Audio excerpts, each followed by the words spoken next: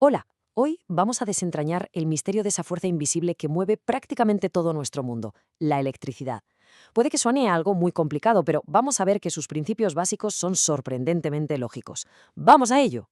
Seguro que lo hemos notado más de una vez, pues fijaos porque ese calorcillo no es que el cargador esté mal, ¿qué va? Es una pista fundamental de cómo funciona todo esto. Se conoce como el efecto Joule y para que nos entendamos es como una especie de fricción eléctrica. A medida que la energía pasa por el cable, una parte se transforma en calor. Hoy vamos a descubrir exactamente por qué ocurre. Vale, para entender de dónde sale toda esa energía, tenemos que ir a lo más pequeño. Nuestro viaje arranca en el mismísimo corazón de la materia, a escala atómica, porque es justo ahí donde empieza todo el espectáculo de la corriente eléctrica. Absolutamente todo lo que nos rodea está hecho de átomos, y cada átomo es como un sistema solar en miniatura.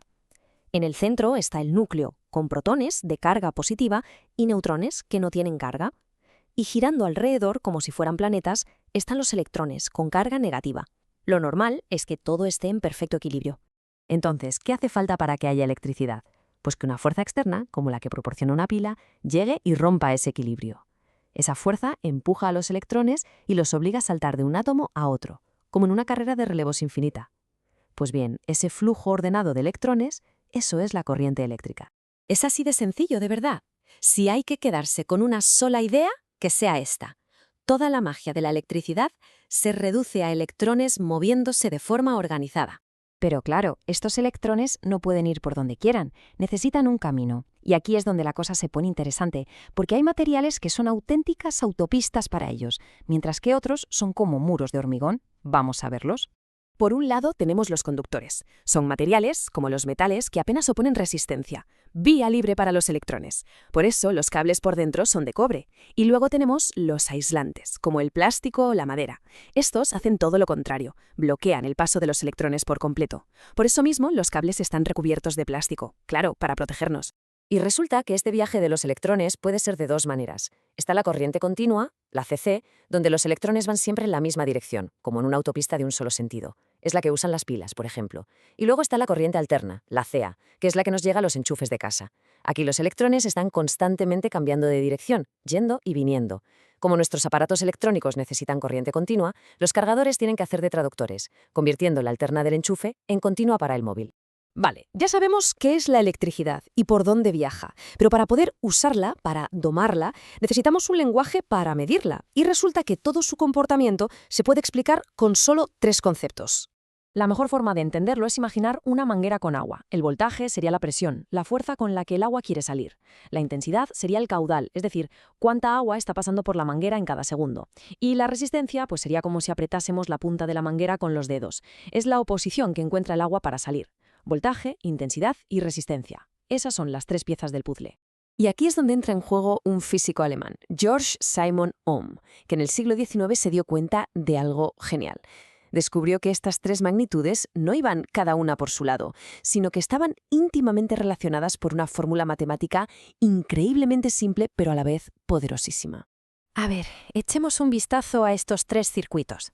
Cada uno tiene un voltaje y una intensidad diferentes. A primera vista no parece que tengan nada en común, pero Ohm vio que había un patrón, una conexión oculta entre ellos. ¿Se nos ocurre cuál podría ser? Pues sí, detrás de esos números aparentemente inconexos se esconde una ley fundamental, una regla de oro que es literalmente la base sobre la que se construye toda la teoría de circuitos. Y aquí la tenemos, la famosa ley de Ohm. Nos dice que el voltaje es igual a la intensidad multiplicada por la resistencia.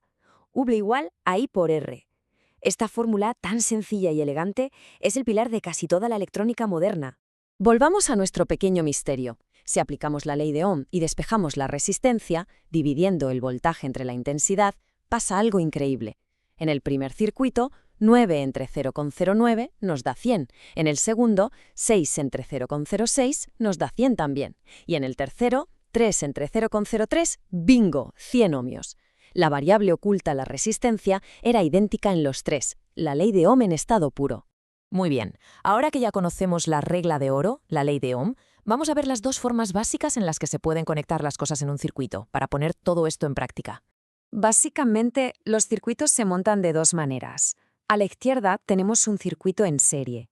Aquí la electricidad solo tiene un camino posible y tiene que pasar por todos los componentes uno detrás de otro. A la derecha, en cambio, tenemos un circuito en paralelo. Aquí la corriente se divide como un río que se bifurca y ofrece varias rutas a la vez. Y las diferencias a nivel práctico son gigantes. El ejemplo clásico es el de las luces de Navidad. Las de antes, si se fundía una bombilla, se apagaban todas. Eso es un circuito en serie. Si se corta el camino, se acabó. En cambio, en un circuito en paralelo, como la instalación de una casa, si se funde una bombilla, el resto sigue luciendo. Además, como se ve en la tabla, en paralelo cada bombilla recibe todo el voltaje y brilla a tope, mientras que en serie se lo tienen que repartir y lucen con menos fuerza. Resolver estos circuitos es bastante lógico. Por ejemplo, en uno en serie, para saber la resistencia total solo hay que sumar las de cada componente. Con ese dato, usamos nuestra amiga la ley de Ohm para calcular la intensidad total que recorre el circuito. Y a partir de ahí, ya podemos saber cuánta energía consume en total, que es lo que llamamos potencia. Bueno, hagamos un repaso rápido de las ideas clave. La electricidad es, básicamente, electrones en movimiento. Hay materiales que se lo ponen fácil, los conductores, y otros que se lo impiden, los aislantes. Todo se rige por una fórmula mágica y súper simple. V es igual a I por R. Y por último, la forma en que conectemos las piezas, en serie o en paralelo, lo cambia todo. Y aquí es donde todo esto cobra un nuevo sentido. Entender estos principios nos abre la puerta al mundo de la electrónica.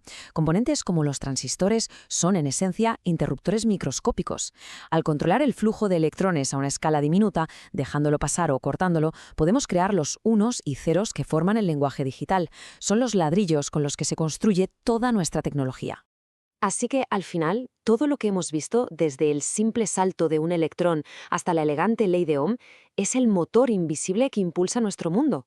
La pregunta ya no es tanto cómo funciona la electricidad, sino, ahora que entendemos su lenguaje, ¿cuál es el límite de lo que podemos llegar a construir?